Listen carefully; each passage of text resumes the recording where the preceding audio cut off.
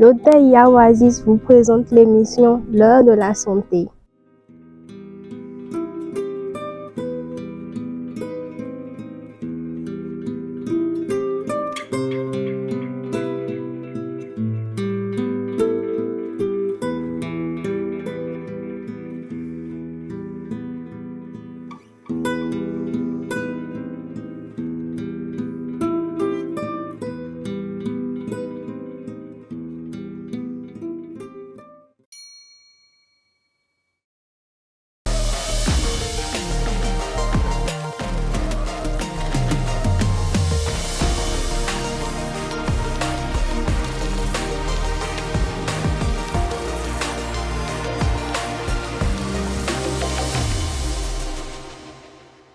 Mesdames et messieurs, bonsoir. Bienvenue à l'émission L'heure de la santé de ce jour, dédiée à un enjeu vital, les soins en santé mentale. Un droit essentiel, surtout pour les personnes vulnérables. Notre société évolue vers une meilleure compréhension de la nécessité d'accorder une attention particulière à la santé mentale, reconnaissant ainsi que la stabilité émotionnelle est aussi cruciale que la santé physique.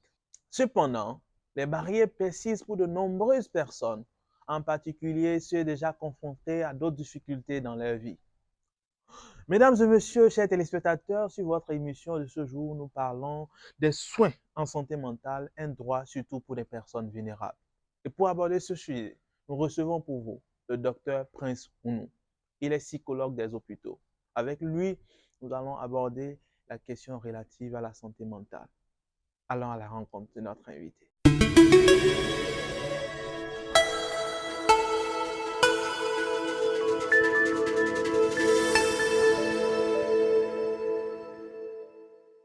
Mesdames et messieurs, bonsoir. Bienvenue à nouveau sur votre émission L'heure de la santé.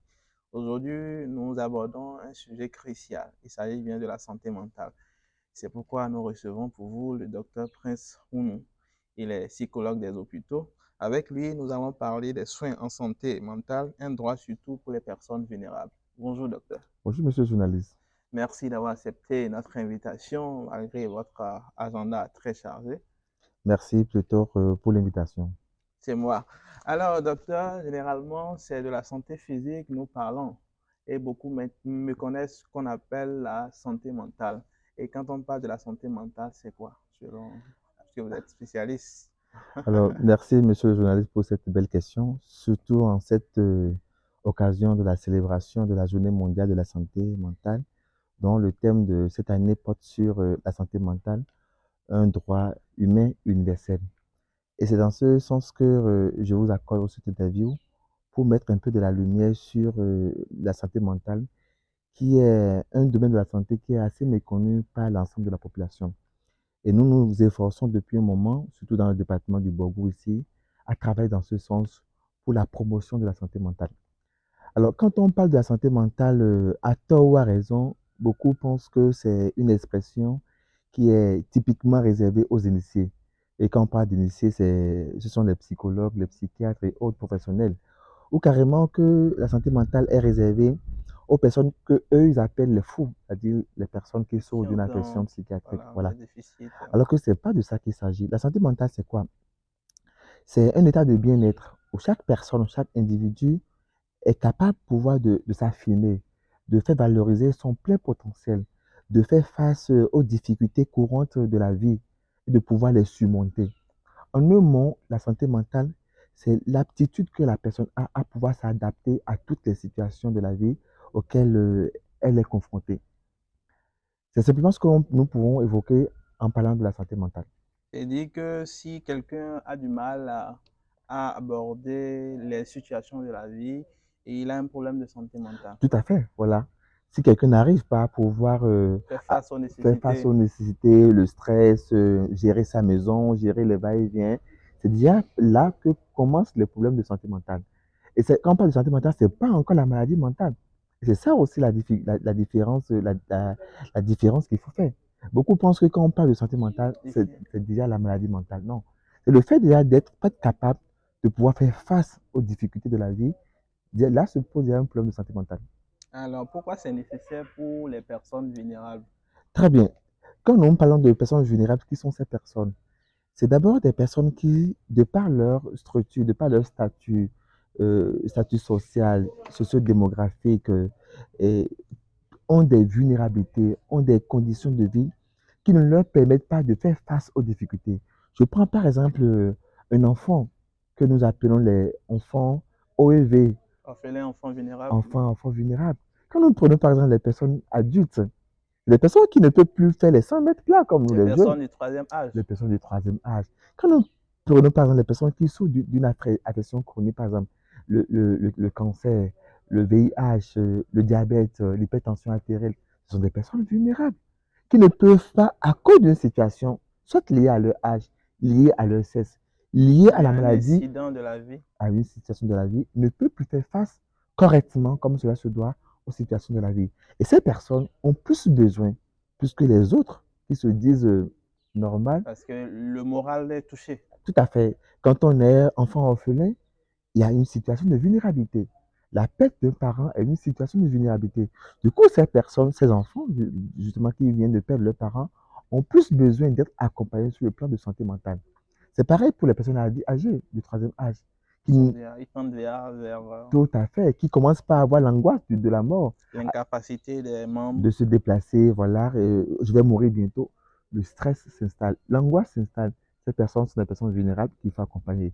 Les personnes qui souffrent d'affections chroniques, comme je l'ai dit, le VIH, l'hypertension artérielle, le diabète, la tuberculose et autres, sont des personnes qu'il faudrait accompagner, dont l'état psychologique porte un coup. Et ces personnes ont plus besoin de se faire accompagner sur le plan en soins de santé mentale. Alors, docteur, quelles sont les maladies liées généralement à la santé mentale chez ces personnes vulnérables-là? Alors, de manière générale, les personnes vulnérables sont une particularité. Mais de manière générale, quand on parle des problèmes de santé, on les classe en trois catégories.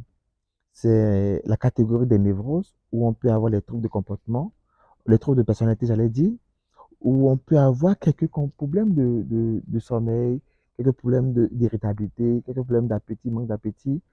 Il y a cette catégorie de troubles, c'est-à-dire les troubles névrotiques, voilà. Après, nous avons la classe des psychoses. Et c'est là où on a la grande majorité de la maladie qui affecte la santé mentale, à savoir par exemple les schizophrénies, d'accord? Et les autres troubles. La schizophrénie, qu'est-ce que c'est? La schizophrénie, c'est la plus grave, pour ne pas faire peur, justement. C'est la plus dense pathologie psychiatrique dont les conséquences sont énormes. C'est une pathologie qui affecte la conscience et l'ordinaire de la personne. Ouais, donc, cette personne n'est plus amène à être en contact avec les autres personnes. Donc, du coup, il y a toute une, une, une difficulté à pouvoir communiquer, à pouvoir entrer en lien avec d'autres personnes. C'est ça la schizophrénie de manière très terre à terre. Donc, il y a les troubles, il y a la catégorie des psychoses, voilà, je disais. Et enfin, la catégorie des états limites, où on a d'autres, les troubles obsessionnels, par exemple. Voilà, on a ces maladies qui peuvent varier d'une personne à une autre. Donc, voilà un peu les différentes maladies qu'on peut avoir quand on veut aborder les problèmes de santé mentale. Alors, quelles en sont les véritables causes de ces maladies liées à la santé mentale? Merci le journaliste. C'est important d'aborder les causes parce que dans notre contexte socio-culturel, beaucoup, à tort ou à raison, ils ont leur raison certainement, pensent que les problèmes que nous rencontrons, que nous recevons, ces personnes que nous recevons à l'hôpital ou à la clinique, ces personnes qui sont en difficulté psychologique ou psychiatrique, les causes sont bien connues. Pour elles, ces personnes, c'est souvent l'envoûtement. C'est les causes socio-culturelles, à savoir l'envoûtement, la sorcellerie, et que dis-je? Ils ne comprennent pas qu'il peut y avoir d'autres causes quand même. Tout à fait. Et c'est de là, justement, je vais en venir. Alors, les causes de la maladie mentale sont bien connues, sont bien documentées. Il existe plusieurs causes. D'abord, il y a les causes avant la conception, pendant la grossesse et à la naissance. Vous voyez là où on situe les causes. Parce que la maladie mentale peut venir à ces différentes étapes. Avant la conception, c'est quoi? Par exemple, je vois une mère, quand nous prenons par exemple une mère qui a le désir de tomber enceinte et qui déjà fait usage de substances psychoactives. Vous voyez, De la drogue. de la drogue par exemple. Quel est ce terrain que cette mère prépare à cet enfant qu'elle doit accueillir? Vous voyez que le terrain est déjà problématique, nuisible pour cet enfant qui va venir. Donc, dans cette grossesse, au sein de son ventre, cet enfant qui va venir va rentrer dans un ventre où il aura des difficultés à s'adapter. Donc, déjà ça. Au cours toujours de la grossesse, ça c'est les causes toujours avant la naissance. Au cours de la grossesse, je prends toujours cette dame qui, étant enceinte de cet enfant qu'elle a tant désiré, compte tenu de certaines situations de la vie, vit des traumatismes. Elle est bastonnée par son mari, par tierce personne, on ne dira pas le mari, parce que toute personne peut la battre. Voilà. Ou carrément, elle a perdu un parent. Sur la grossesse, elle perd un parent. Imagine le choc psychologique que cette personne peut avoir. Vous disiez souvent que tout chagrin, émotion intériorisé par la mère est ressenti par l'enfant. Par l'enfant, justement. La grossesse. Tout à fait. Et donc, voilà les causes avant. Vous voyez, autant de causes, un traumatisme, une situation de forte émotion négative ou positive peut effectivement agir sur son enfant et peut le prédisposer plus tard à une maladie. Des problèmes de santé mentale. Tout à fait. Donc déjà, on voit, on classe déjà avant. Pendant la naissance maintenant, vous imaginez une dame toujours, hein, c'est nos mères qui portent nos enfants, qui portent ces enfants, qui donnent naissance à la vie. Et qui sur la table d'accouchement, le travail n'avait pas vite commencé. Et cet enfant rentre dans les détresses psychologiques, d'accord? Dans les détresses, je dirais, liées à l'accouchement. L'enfant, par exemple, qui sort et qui ne crie pas à la naissance. Donc, il faut réanimer l'enfant. Et qu'il faut réanimer. L'enfant qui sort et qui rentre dans un coma. Vous voyez déjà, ce terrain est nuisible pour cet enfant plus tard, à l'avenir. Donc, voilà aussi encore une cause pendant l'accouchement. Et enfin, la troisième cause, qui est une cause pendant la vie de la personne, qui voilà, déjà est née sans rien, sans problème, aucun problème, et qui voilà, grandit, va à l'école et qui est tabassé par le maître, ou bien par ses collègues, par ses camarades, ou au cours du chemin rencontre la drogue, ou au cours du chemin de la vie perd son parent, ou au cours du chemin est placé chez une tierce personne. Les assistants sociaux nous le diront mieux, ils savent bien les conséquences du placement des enfants dans un milieu insécure, qui ne favorise pas le dépanouissement. Voilà. Donc du coup, toutes ces situations, différentes situations de la vie, la mauvaise gestion du stress, d'accord, sont autant de situations. La perte d'un être cher, la perte d'une situation, autant par exemple, je pourrais évoquer le chômage, la perte de son boulot ou le divorce, autant de situations de la vie courante qui affectent et qui peuvent être une cause pour faire maladie psychiatrique. Alors, généralement, docteur, comment se manifestent les problèmes de santé mentale? Alors, la manifestation dépend de la typologie, dépend de la classe. Et s'il s'agit d'une névrose, s'il s'agit d'une psychose ou d'une trouble de personnalité. Voilà. Donc, la manifestation n'est pas la même chose sur toute la ligne. Mais de manière terre à terre, quelles sont ces manifestations? Qu'est-ce qu'on peut avoir pour que déjà dans notre environnement, on puisse commencer par dire, ah tiens, il y a un problème de santé mentale. Ah tiens, il y a un souci. Quand vous voyez une personne déjà, habituellement souriante, qui va, qui revient, et du jour au lendemain, ne sort plus de sa chambre, il faut commencer par s'inquiéter. Ah, mais où est Boussi? Où est telle personne? Pourquoi elle ne sort plus de sa chambre? Une personne qui mange, qui n'arrive plus à s'alimenter correctement. Une personne qui a 1, 2, 3 jours d'insomnie, qui ne dort plus. On constate tout de suite qu'il y a un changement dans son mode de vie, dans son fonctionnement, il faut s'inquiéter. Voilà déjà des manifestations. Vous voyez? Donc, ça va de plus simple au plus compliqué. Le plus compliqué, c'est des écarts de langage. Des gens qui commencent par être assez agressifs vis-à-vis de vous. Vous lui dites un mot assez aimable, assez gentil, mais elle répond de manière agressive. Vous voyez, ça va dire de pire au pire, vous voyez, de simple au pire. Ou carrément, elle ne dort plus du tout. La personne ne dort plus du tout, ou rentre dans la ville en train de errer et sort et va et revient. Voilà, il y a des situations, agressivité aussi, voilà des comportements qui peuvent être des signes des manifestations de la maladie mentale. Alors, quelles sont les conséquences des troubles de santé mentale? Les conséquences sont sur 2 ordres. Il y a les conséquences pour soi et les conséquences pour autrui. Les conséquences pour soi, c'est quoi? La personne qui souffre d'une affection psychiatrique ne peut plus être amène de faire ses actions, ses devoirs, ses activités ordinaires. Des incapacités. Il rentre dans une incapacité et d'autres parlent d'handicap. Vous voyez, cette personne ne peut plus aller et revenir comme cela se doit. Il peut plus aller au boulot. Il dépend d'une autre personne. Ouais, donc, c'est-à-dire conséquences Le pour mode de soi-même fonctionnement diminue. change aussitôt. Alors, conséquences pour les autres, enfin, la maladie mentale coûte cher.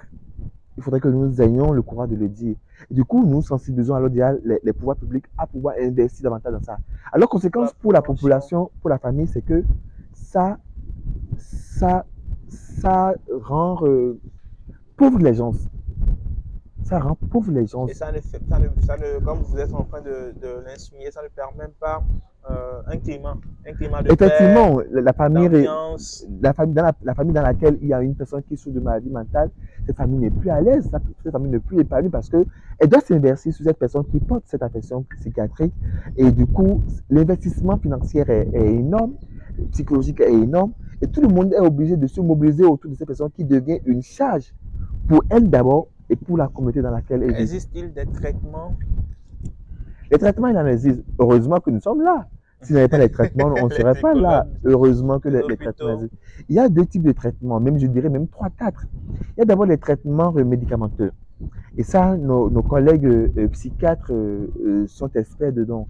Et c'est là, les médicaments existent pour soigner, pour corriger et pour traiter les troubles psychiatriques en la matière.